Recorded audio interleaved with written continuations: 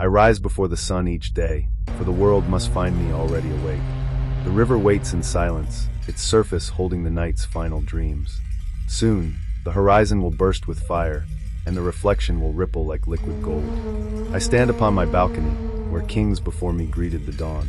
The light is older than my name, yet it asks me to be new each morning. Purity must come before power. I dip my hands into cool, perfumed water, feeling the bite of natron and the lift of lotus fragrance. The ritual is simple, yet its meaning is vast. Only by cleansing myself can I hope to cleanse the kingdom. Each droplet falls like a vow. I leave the chamber lighter, but more bound to duty. The crown is more than gold. It is a mountain I choose to carry. When I lower the double crown upon my brow, I feel both pride and the pressure of eternity. It presses into my flesh to remind me I do not belong to myself. The metal is cool, my resolve warm. Between them, a kingdom finds balance. The first meal is humble, warm bread, sweet beer, dates like captured suns. A ruler must keep lightness in the body while bearing heaviness in the soul. With each bite I honor those who plow and bake, whose labor fills my table. I eat for strength, not for show. Hunger is a poor counselor, modest fullness is wise. On the temple roof, I raise my arms to the fire of Ra.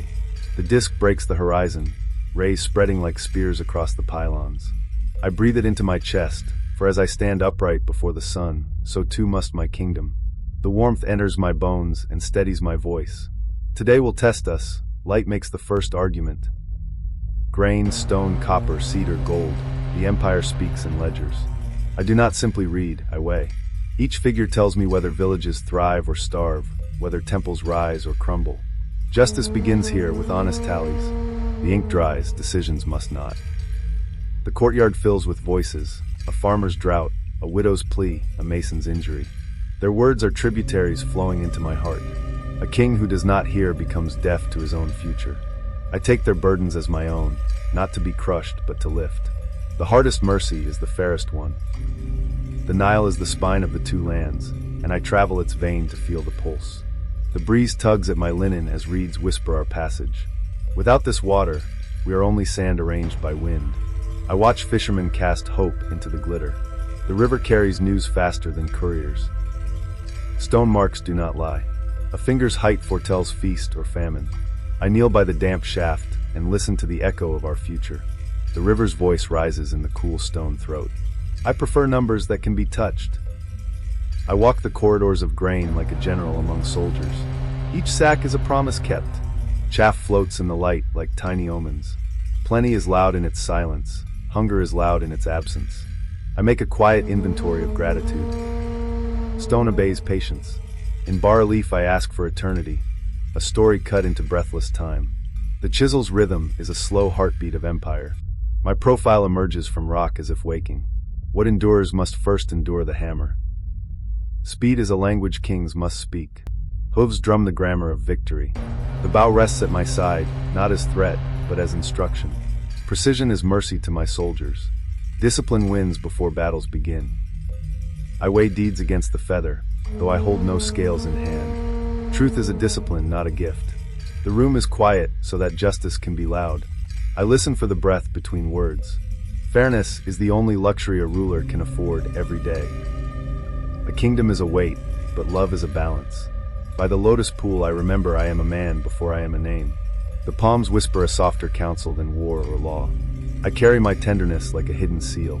It keeps the iron from rusting my heart. Cedar from distant coasts, lapis from mountains, gold from the south. Alliances speak in gifts before they speak in words. I read the grain of wood as I read intentions. Tribute shines, but motives gleam brighter. Friendship is dear, reliability dearer. I nod where peace can grow. Lines on papyrus are shadows of future walls. I sign where stone will learn to stand. The plan hums with measurements and courage. I trace the axis with a fingertip, a path for sunlight to bless. Buildings are prayers cast in limestone. I visit the wound where monuments are born.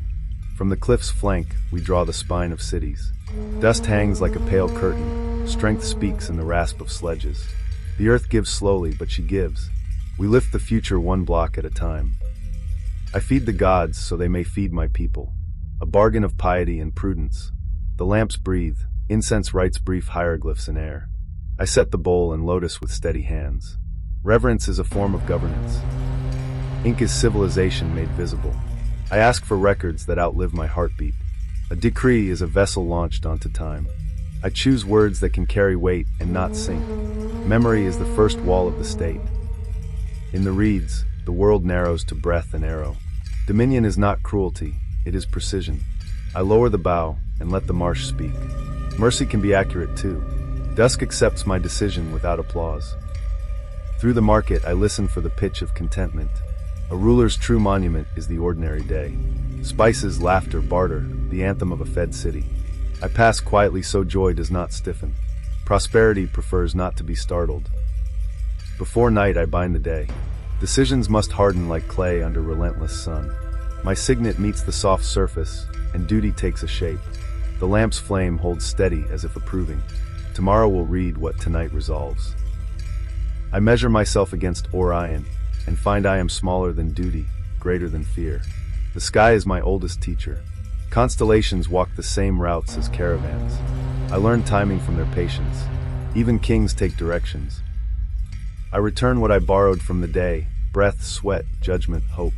If I have served Ma'at, morning will lend me its light again. I lay down the crook and flail like armor set aside. Silence gathers the kingdom into sleep. I enter at last.